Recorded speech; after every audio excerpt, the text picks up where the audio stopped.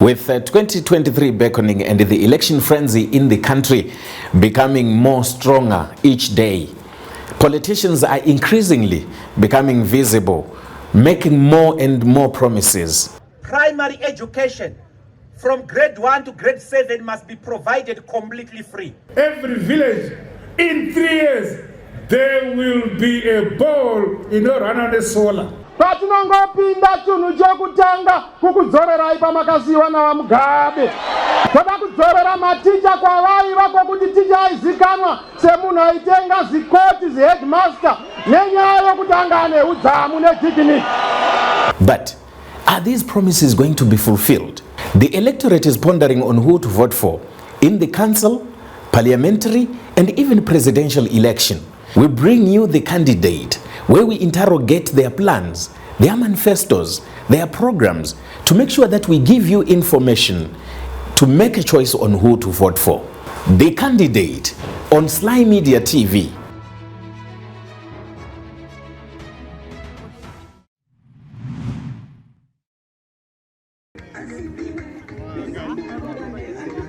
Happy, happy!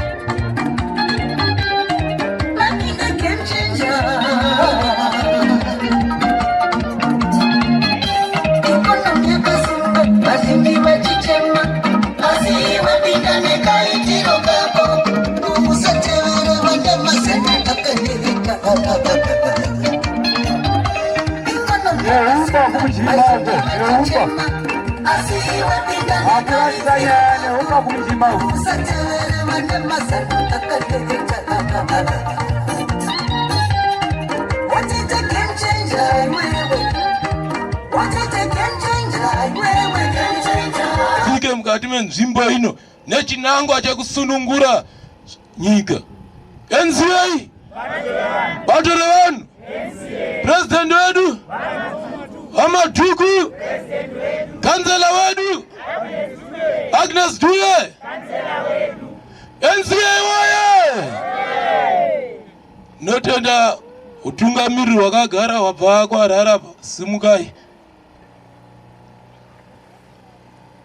Notenda ndo vatungamiri vaperekedza president kusvika mukati menzvimbo ino yeward 15. Ward 15 oye! Inotenda gara yenyu pasi vatungamiri. Ward 15 oye! President oye! Madhuku oye!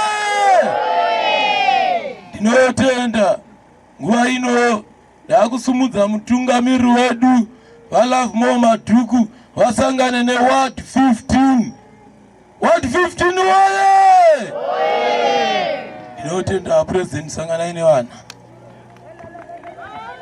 NCA bati yevanhu NCA pamusoro iyi vakamirira sabhuku vachirawo vanga vachitaura panapa. Tinoda kutendai zvavanga vachitaura ichokwadi kuti takati tinoda kusvika mumusha tine vanoti chingamidza vanotitambira, saka tinotenda. Vataura paipai kuti vanouya masabhuku havafaniri kunge vachiti ndiri kubati rakati nebati rakati, vanozongoita nguva yekuti vaakuvhota vovhota pavari kuti vavarira kuvhota. Saka toda kuzvitenda nekuti hazviitiki kunzvimbo dzakawanda kuti sabhuku vanodii vanouya. Ngatiomberere maoko ipapo. Saka ichokwadi zvavanga vachitaura kuti havati please uyai muperere makedzo rukuru kuti haiwa pane musangano weNCA. Chechipiri ndoda kuti pamusoro iyi ana baba venzvimbo inei kuward 15, pamusoro yana mai kuward 15, pamusoro iyi vadiki ava mayouth nezvamuri, whether muri vakomana kana vasikana, ndinoti pamusoroi. Then pamusoroi vari pano vandabva navo kuHarare vaperekedza kuti tiuye kunoku. Toda kuti vatonge vachiona, nekuti patinenge tiri kuHarare kune vanhu vanombofunga pfungwa yekuti aiwa pamwe NCA inongoonekwa kuna naHarare paofisi yeNCA. Asi toda kuti vanhu vaone kuti NCA iri kunoku. Saka ndoda kutenda vandauya navo, asi ndichitenda zvandaona kuti vanhu vari pano mune energy, mune morari yakadi yakanaka. NCA bate vanhu, NCA bate vanhu. Agnes Dube, kansela wedu. Agnes Dube, kansela wedu. Ndauya kunoku kukuonai, asi ngandite clear kuti ndauya kunokambena kuward 15. Ndauya kunoku ward 15 kunokambena muri special nekuti NCA haina macandidates kwese kumawards. Asi ward 15 Goromonzi ndiyo imwe yemawards atine macandidates. Tina candidate wedu Councillor Agnes Dube. Ndoda kuti asimuke ndozopa speech yangu muchinyatsoziva kuti ndiri kutaura nezvei. Agnes Dube auye kumberi. Uyu ndiye Agnes Dube, ndiye candidate ya councillor we-NCA muward 15. Murundidzwa ndizvo? Ngatiombererai. Ndoita futi slogan, Agnes Dube, councillor wedu. Agnes Dube, councillor wedu. Inini ndenge ndisingori kunoku munenge muine vanhu 2 veNCA vamunenge muchikumbirwa kuti muzovhotera, ndo vatiri kukambena. Tina councillor, hatina MP Goromonzi. Tozoita president inini panapa. Ndazwa muchiita slogan, nditongowanisa kuitawo iyoyo. President wedu Lovemore Madhuku. Saka tauya kunokambenera vanhu vaviri veNCA, Councillor Agnes Dube, President Lovemore Madhuku. Gara henyu pasi.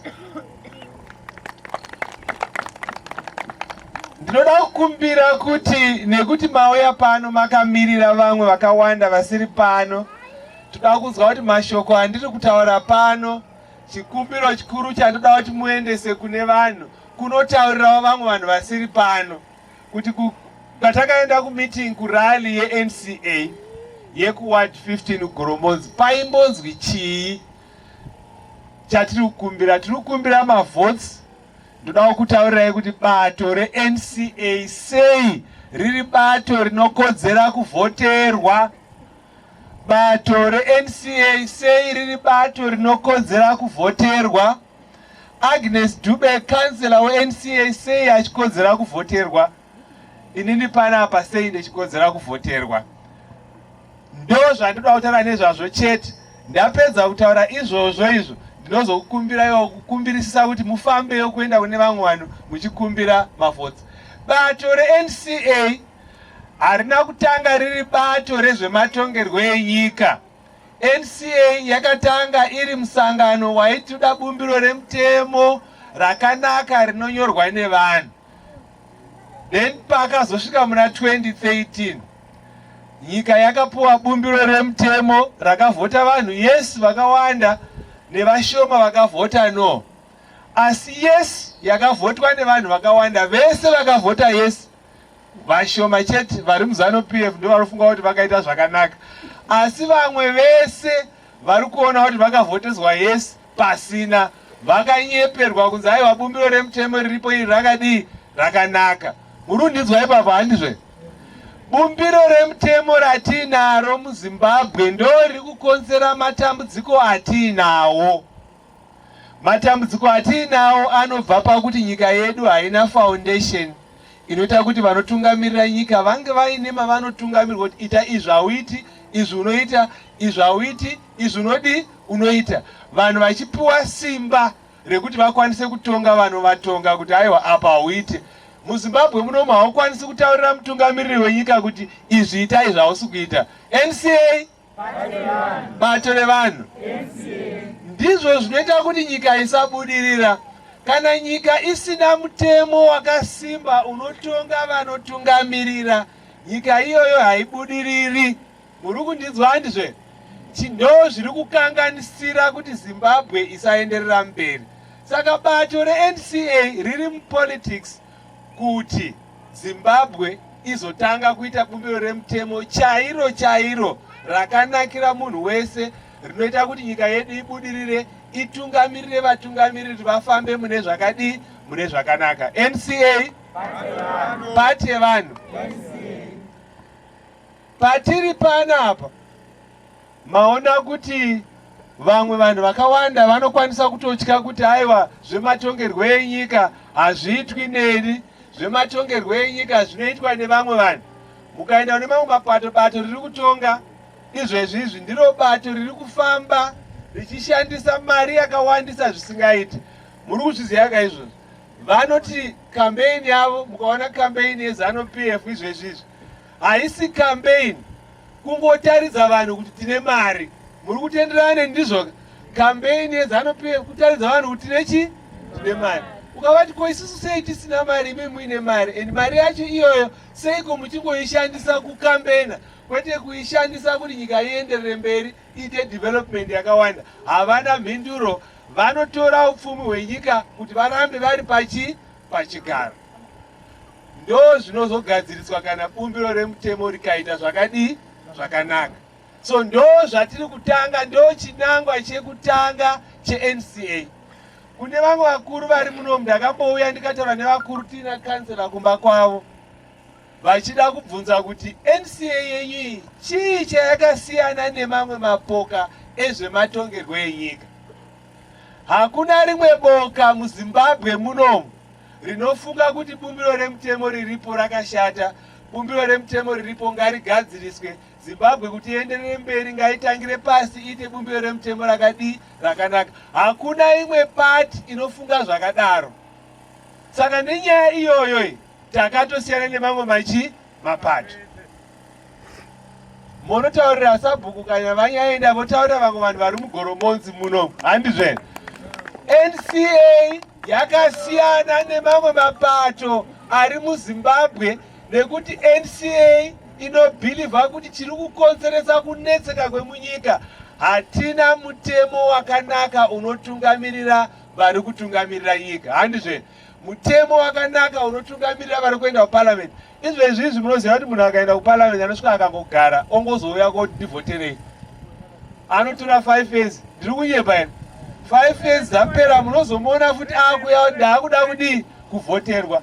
Panenge pasina iya yatingati kumumaka kuti wakaita ichi, wakaita ichi, wakaita ichi. Anoita zvaanodii zvaanoda, anotoexpecta kuti munenge muchimhanya. Inyaya yekuti hatina mutemo wakadii wakanaka. Ndo point rangu rekutanga iroro. NCA bati yevanhu.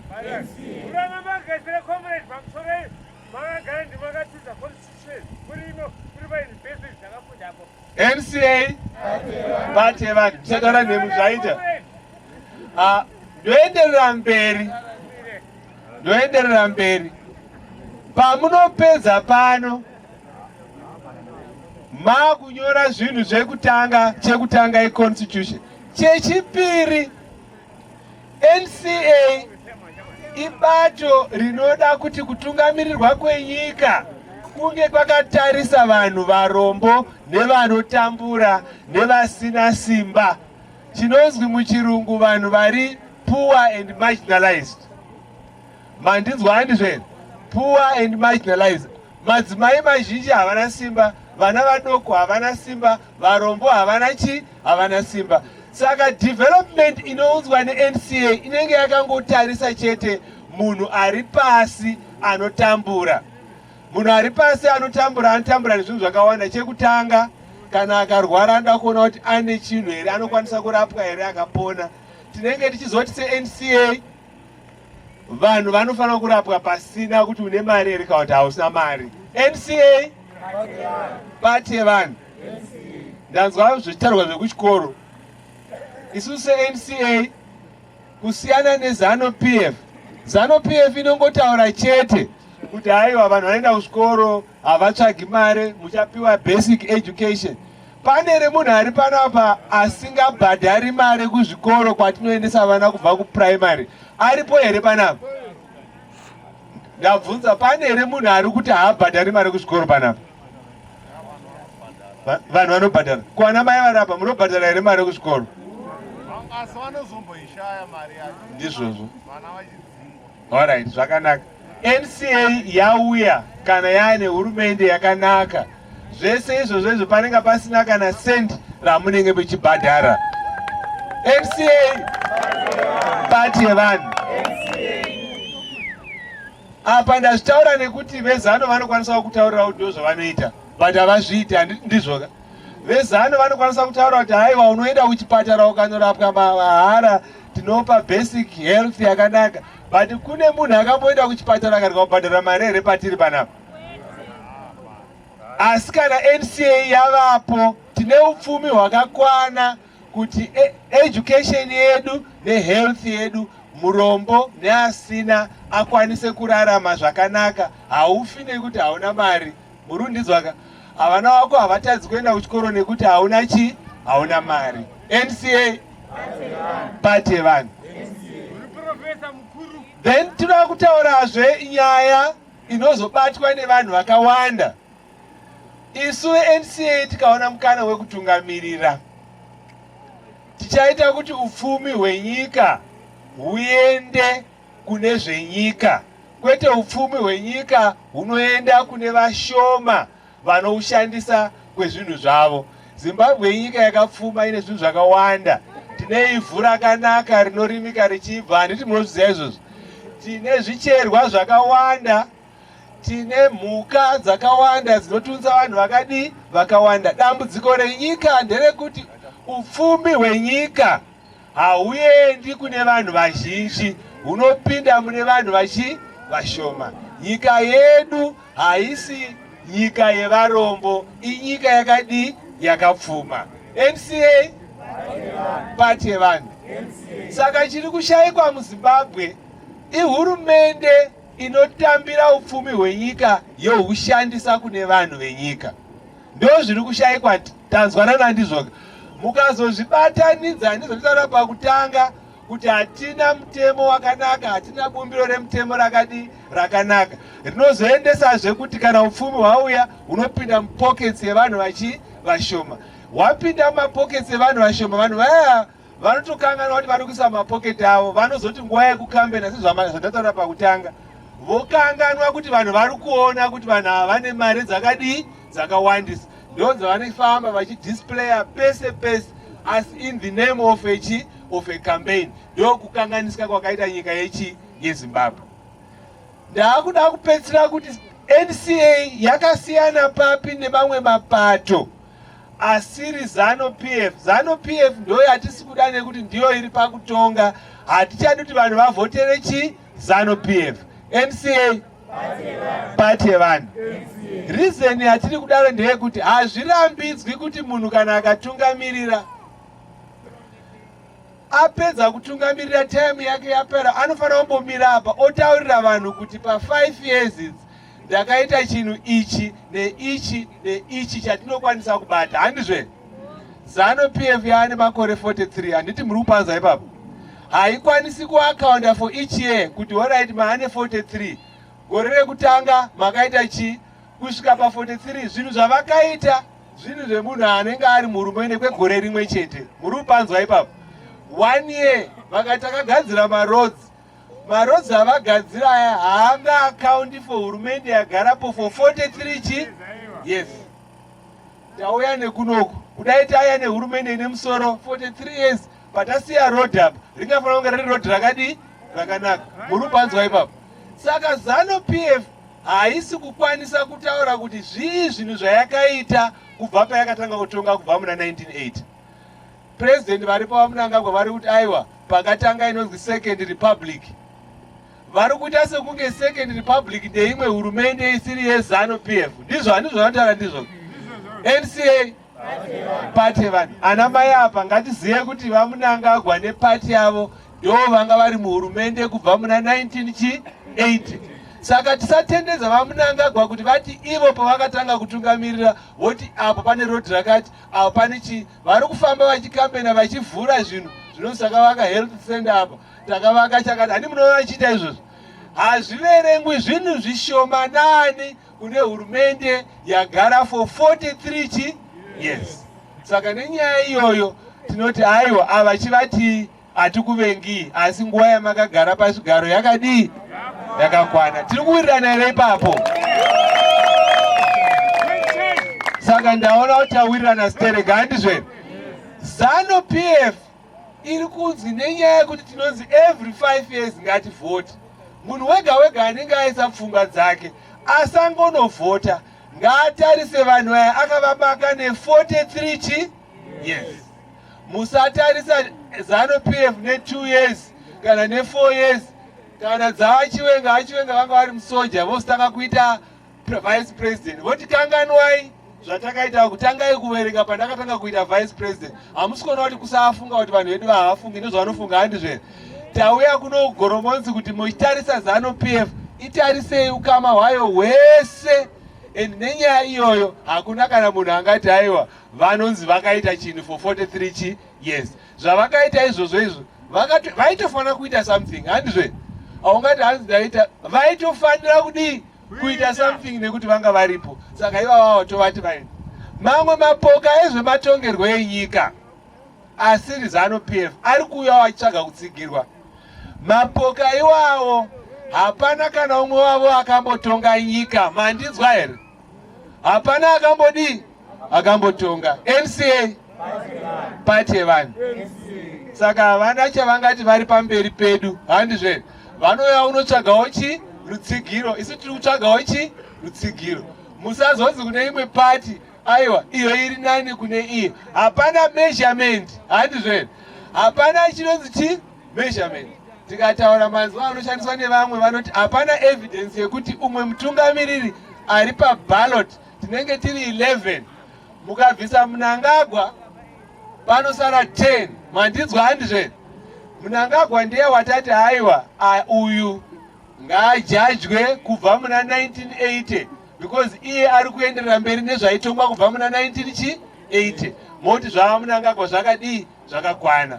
Pane 10 vasara panenge paina Lovemore Madhuku ari panapa nevamwe 9. Hapana akambodii? Akambotonga. Saka ukwanisa aiwa ita Madhuku apa hai ari kudarika uyo kana chi. Munovhotera munhu nekumutarisawo nezvaanotaura nekuona kuti uyu zvaari kutaura angazviita here kana kuti haangadii? Haangazviita. Inondoda kukumbira kuti muti haiwa inini ndingazviita. Tanzwanana here? Maombera mega. NCA pati yevanhu. Pane vamwe 10 ava ndatitaure nezvavo hativavengi. Muri kutizwa baba? Vari kuendawo neuku, tiri kuendawo nekupi? Neuku. Ivo vari kuuyawo tiri kuendawo nekupi? Neuku. Pane 10 ivavo hapana akambotonga chi? Nyika. Pane shamwari yangu watakanoradzika kubhuhera uko ainzi Tsvangirai. Patakatanga zvematongerwo enyika ndiye watanga tiinaye, ndiye wandanga ndiinaye. Ndiye chete munhu wandaizoti kudai inini ndiri Lovemore Madhuku ndoti kudai paballot panga paina Tsvangirai, pamwe ndaizoti aiwa zita rangu hamungaroni ipapo. NCA pati yevanhu. Mazvinzwa here? Ndizvoka kudai panga paina chi? Tsvangirai.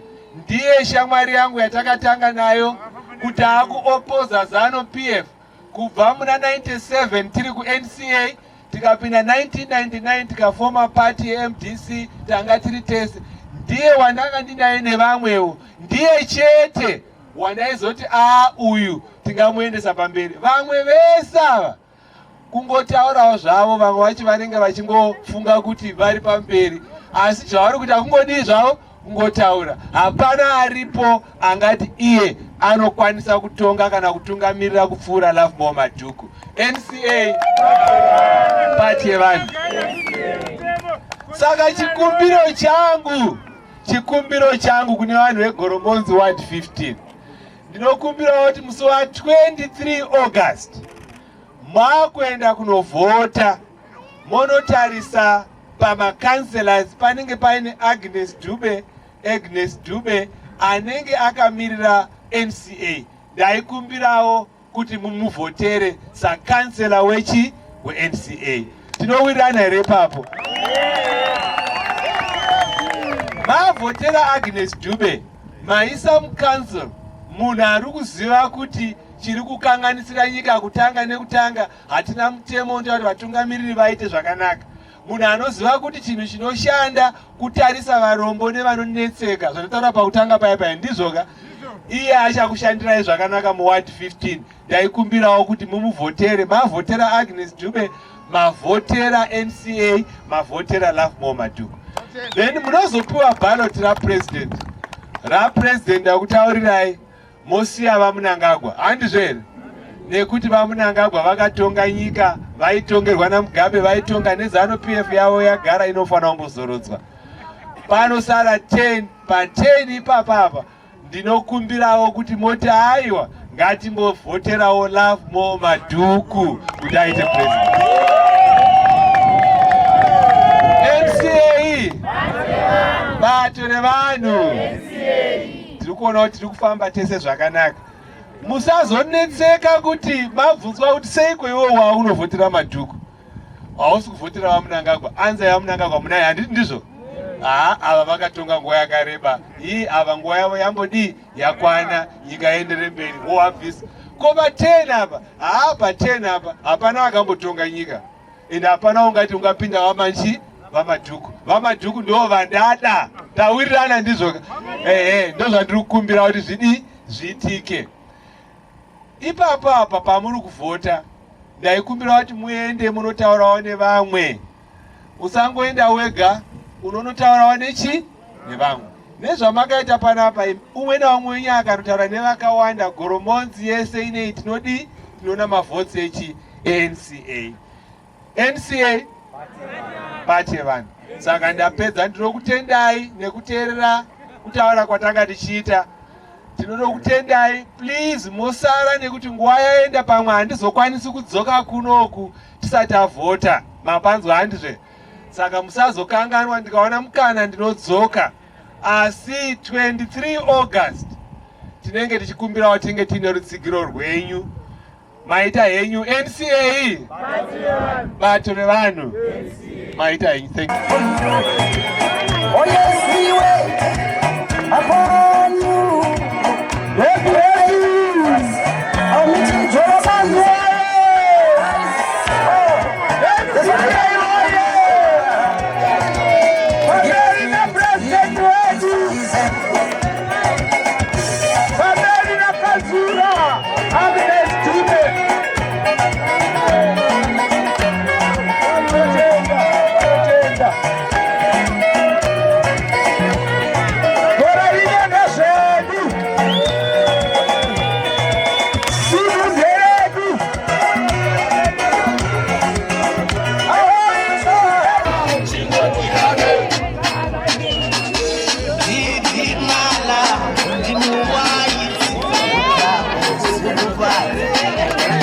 Madhuku.